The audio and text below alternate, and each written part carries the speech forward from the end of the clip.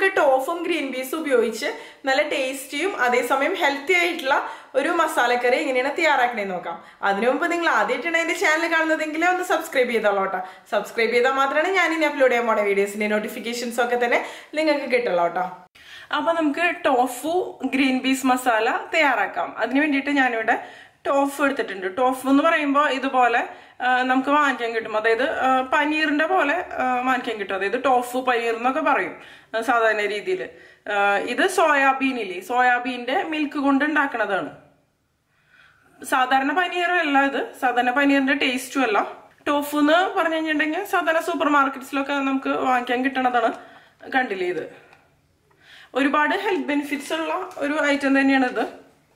നമുക്കിനി ഇത് തയ്യാറാക്കാൻ തുടങ്ങാം. ഞാനിപ്പോ ഇതിന് വേണ്ടിയിട്ട് 250 ഗ്രാം ടോഫു ആണ് കേട്ടോ എടുത്തിരിക്കുന്നത്.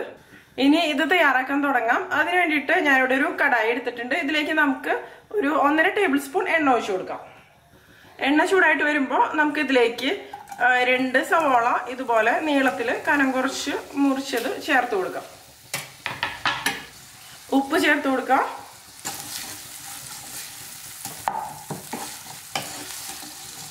ഇനി ഇത് നല്ലപോലെ തന്നെ ഒന്ന് ഇളക്കി കൊടുക്കാം കേട്ടോ. ഇനി സവാള ഒന്ന് സോഫ്റ്റ് ആയിട്ട് വരട്ടെ. ഇത് മതി കേട്ടോ. ഇനി നമുക്ക് ഇതിലേക്ക് ഒരു 7-8 വെളുത്തുള്ളി ചതച്ചെടുത്തത് ചേർത്ത് കൊടുക്കാം.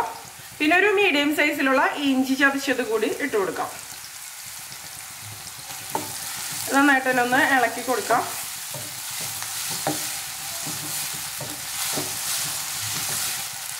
ഇനി വെളുത്തുള്ളിയുടെയും ഇഞ്ചിയുടെയൊക്കെ പച്ചമണം നല്ലപോലെ തന്നെ മാറി ഈ സവാളയൊക്കെ ഒരു ലൈറ്റ് ഗോൾഡൻ ഷെയ്ഡായിട്ട് തന്നെ വരട്ടെ കേട്ടോ. അതുവരെ ഒന്ന് ഇളക്കി കൊടുക്കാം.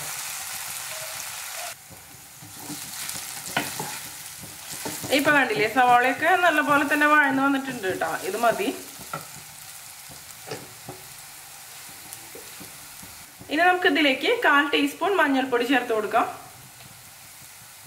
പിന്നെ മല്ലിപ്പൊടിയാണ് ഞാൻ ചേർത്ത് കൊടുക്കുന്നത്. ഞാനിപ്പോൾ ഒരു 1.5 ടീസ്പൂൺ മല്ലിപ്പൊടി ചേർക്കുന്നുണ്ട്. 1.5 മുതൽ ഒരു 2 ടീസ്പൂണൊക്കെ വരെ മല്ലിപ്പൊടി നമുക്ക് ചേർക്കാം. 1 ടീസ്പൂൺ മുളക് പൊടി നമ്മുടെ എരിവിനനുസരിച്ച് കേട്ടോ. 1/4 ടീസ്പൂൺ കുരുമുളക് പൊടി. പിന്നെ ഞാൻ ഇതിലേക്ക് പച്ചമുളകും കൂടി ചേർത്ത് കൊടുക്കുന്നുണ്ട്. ഇനി ഇത് നല്ലപോലെ തന്നെ ഒന്ന് നമുക്ക് ഇളക്കി കൊടുക്കുക. ഈ പൊടികളുടെയൊക്കെ പച്ചമണം നല്ലപോലെ തന്നെ ഒന്ന് മാറി വരട്ടെ കേട്ടോ.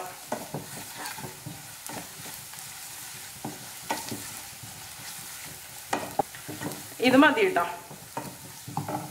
ഇനി നമുക്കിതിലേക്ക് ഒരു തക്കാളി മുറിച്ചത് ചേർത്ത് കൊടുക്കാം.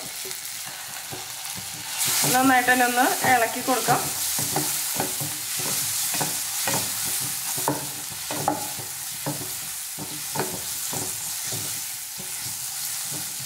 ഇനി ഇത് നമുക്കൊന്ന് അടച്ചു വെച്ച് കുക്ക് ചെയ്തെടുക്കാം. തക്കാളി നന്നായിട്ട് തന്നെ ഒന്ന് വെന്ത് വരട്ടെ കേട്ടോ. ഇടയ്ക്കൊന്ന് ഇളക്കി കൊടുക്കാം. ഇനി നമുക്കിതൊന്ന് തുറന്ന് നോക്കാം. ഇപ്പൊ കണ്ടില്ലേ, തക്കാളിയൊക്കെ നല്ലപോലെ തന്നെ വെന്ത് വന്നിട്ടുണ്ട്. ഇത് മതി കേട്ടോ.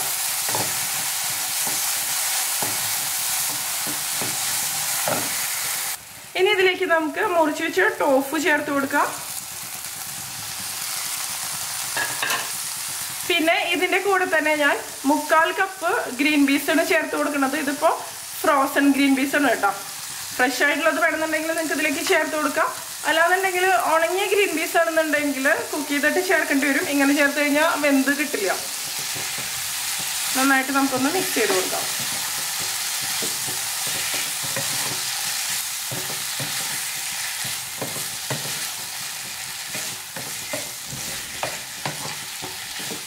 ഇനി നമുക്കിതൊരു 5 മിനിറ്റ് അടച്ചു വെച്ച് കുക്ക് ചെയ്തെടുക്കാം. ഇനി നമുക്കിതൊന്ന് തുറന്നു നോക്കാം. നന്നായിട്ട് തന്നെ ഒന്ന് ഇളക്കി കൊടുക്കാം. ഇനി ഞാൻ ഇതിലേക്ക് ഒരു വലിയ പച്ചമുളക് മുറിച്ചത് ഇട്ട് കൊടുക്കണം.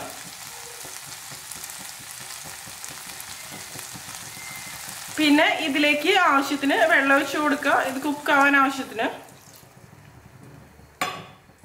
ഞാനിപ്പോൾ ഒരു കപ്പ് വെള്ളം ഇതിലേക്ക് ചേർത്ത് കൊടുത്തിട്ടുണ്ട്.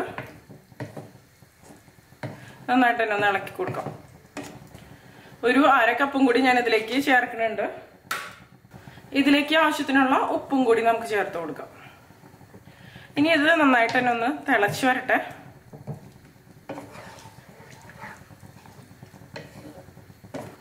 ഈ ടോഫുല് സോയാബീന്റെ ഗുണങ്ങൾ വളരെ നല്ല രീതിയിൽ തന്നെ അടങ്ങിയിട്ടുണ്ട്. അപ്പൊ നമ്മുടെ ഡയറ്റിൽ തീർച്ചയായിട്ടും ഉൾപ്പെടുത്തേണ്ട ഒരു ഐറ്റം തന്നെയാണ് ഇത്. ഇനി നമുക്കിതൊന്ന് അടച്ചു വെച്ച് കുക്ക് ചെയ്തെടുക്കാം. ഇപ്പൊ നന്നായിട്ട് തന്നെ തിളച്ചു വന്നിട്ടുണ്ട്. അടച്ചു വെച്ചതിന് ശേഷം നമുക്ക് ഇത് ലോ ഫ്ലെയിമിൽ വെച്ചിട്ട് കുക്ക് ചെയ്തെടുക്കാം. നന്നായിട്ട് തന്നെ വെന്ത് ഇതിന്റെ ഗ്രേവിയൊക്കെ ഒന്ന് കുറുക്കി വരട്ടെ. ഇനി നമുക്കിതൊന്ന് തുറന്ന് നോക്കാം. ഇപ്പൊ കണ്ടില്ലേ, ഇത് നന്നായിട്ട് തന്നെ കുക്കായിട്ട് വന്നിട്ടുണ്ട്. ടോഫും കുക്കായിട്ട്, അതുപോലെ ഗ്രീൻ പീസും നന്നായിട്ട് തന്നെ കുക്കായിട്ട് വന്നിട്ടുണ്ട്. നമുക്ക് എത്ര ഗ്രേവി വേണമെന്ന് വെച്ചാൽ അതിനനുസരിച്ച് നമുക്ക് എടുക്കാം കേട്ടോ. ഇതിലേക്ക് ഇനി നമുക്ക് 1/2 ടീസ്പൂൺ ഗരം മസാല ചേർത്ത് കൊടുക്കാം. നന്നായിട്ട് തന്നെ ഒന്ന് മിക്സ് ചെയ്ത് കൊടുക്കുക. ഗരം മസാലയൊന്നും ഒരുപാട് അളവിൽ വേണ്ട.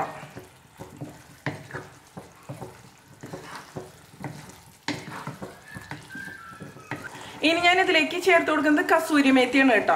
കസൂരി മേത്തി കുറച്ച് ചേർത്ത് കൊടുക്കാം. ഇത് ഉലുവയുടെ ഉണങ്ങിയ ഇലയാണ് കേട്ടോ. ഇത് നമുക്കൊന്ന് ഇതുപോലെ ഒന്ന് പൊടിച്ച് ചേർത്ത് കൊടുക്കാം.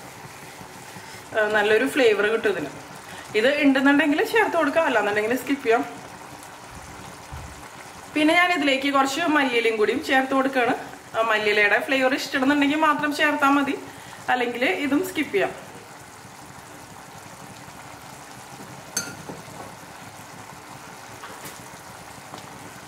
ഇനി നമുക്കിത് നല്ലപോലെ തന്നെ ഒന്ന് ഇളക്കി കൊടുക്കാം.